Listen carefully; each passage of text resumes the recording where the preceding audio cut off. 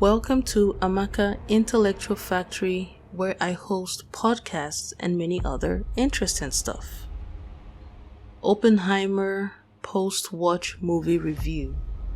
This is my Oppenheimer post-watch movie review. So, I finally saw the movie. My first take is that it is an anti-nuclear proliferation movie, and I am an unapologetic anti-nuclear and anti-war advocate. But I have to confess, despite my interest in World War II, I know there were a lot of things that I did not pick up in the movie. Because World War II is just one of those world incidents and events that so much was happening at that time. So it will be hard to give an adequate analysis of the movie because of that, given my relatively basic World War II knowledge. I am brushing up on my World War II knowledge and continue to study new information that comes my way on World War II. However, this is my disclaimer. I'm just gonna work off on my basic knowledge and hopefully put out something nice. So, now my movie review. The movie is based on a novel titled American Prometheus. And you can be rest assured that not only would I be watching this movie again, I would also be getting the novel it's based on. I watched it on a 70mm film. I don't know what that means. Maybe millimeter or whatever, but I'll just say 70mm. And that was because the tickets were almost sold out in other theaters.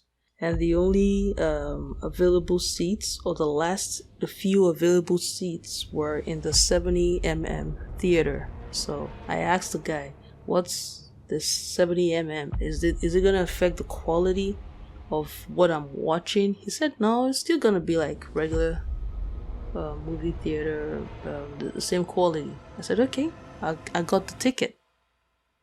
So the movie is about the making of the atomic bomb in the United States.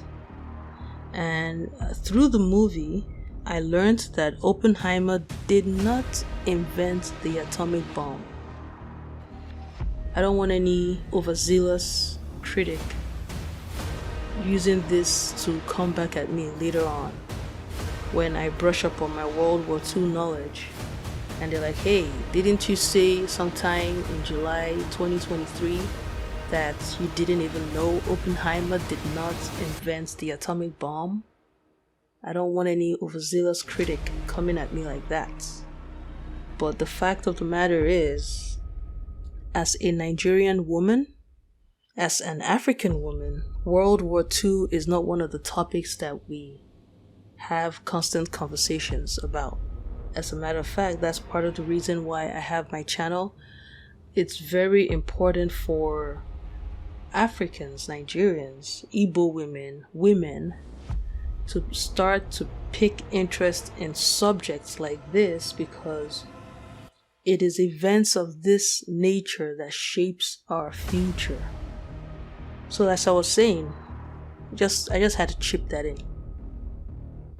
I learned that Oppenheimer did not invent the atomic bomb, nor did he invent the quantum physics which he used to build the atomic bomb. Prior to seeing the movie, I came across an article about Indians being mad about Oppenheimer's SEX scene with Florence Poe. So when that scene came up, this is prior to seeing the movie. So when the scene came up where the first time he was having SEX with Florence Poe, I paid close attention. And so I believe the outrage of the Indians had to do with the fact that Sanskrit that I believe it has to do with the Sanskrit that they read about Oppenheimer being the destroyer of worlds. I mean, Florence Poe went and got a book that was in Sanskrit, and Oppenheimer read it because apparently he can read Sanskrit. And something about I am the destroyer of worlds. Like I said, I have to see this movie again. I did mention earlier that the movie is based on the novel American Prometheus. Now, this book and this movie is a perfect example of why I advocate and continue to advocate for Africans to develop a reading habit in this increasingly globalized world. Prometheus is the name of a Greek god who is said to have stolen fire from the gods and given it to man. The correlation here is that Oppenheimer gave humanity the atomic bomb. Africans need to know these mythologies because they have significant symbolic meanings in the West, and a lot of the things they do in the West are influenced by their beliefs in their mythologies. As an aside, I bet West Africans don't know that there were people who were considered the keepers of fire. It also reminds me of a book about colonial Igbo land, where a certain group of Igbo women were described as those who first played with iron. Stuff like this is important. This is our history. Anyway, Oppenheimer. Emily Blunt also gave a great performance as Oppenheimer's wife.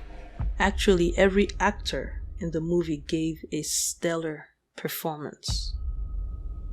The movie portrayed Oppenheimer as very regretful about the creation of the atomic bomb. But a lot of the critics of the movie seem to suggest otherwise, claiming that in reality, Oppenheimer was actually in support of the use of the nuclear weapon. The inquiry into Oppenheimer after the use of the nuclear weapon was so American. So American. In the movie, you see the whole inquiry and it was so American. An inquiry always follows after. But then, better that than people sheepishly going about their business as if a nuclear bomb was not just dropped on a civilian target, which I noticed the movie was hesitant to mention. Hiroshima, Nagasaki seemed to be a hesitance to mention the target of the US atomic bomb, Hiroshima and Nagasaki, which I understand were civilian targets, and as a result, the casualty was astronomical. I think humanity has to get to a point where disasters are prevented outrightly and not waiting for something disastrous, pandemics, to happen and then we start having inquiries. No, prevent them from happening. Like I said, I would have to watch the movie again to give a better movie review. I just had to do this review because I had mentioned that I would do this in a pre-watch movie review. So please pardon me or my not so grand review when I do watch the movie again and hopefully have more information by then. I would give a much better review. And if you hear any noise in the background, pardon that as well. I'll try to edit them out, but I'm not gonna go all crazy and editing noise or anything. I'm just gonna try and edit them to the best of my ability. And so that rounds up my Oppenheimer review. And until next time, take care of yourselves. And remember, life is beautiful and worth living.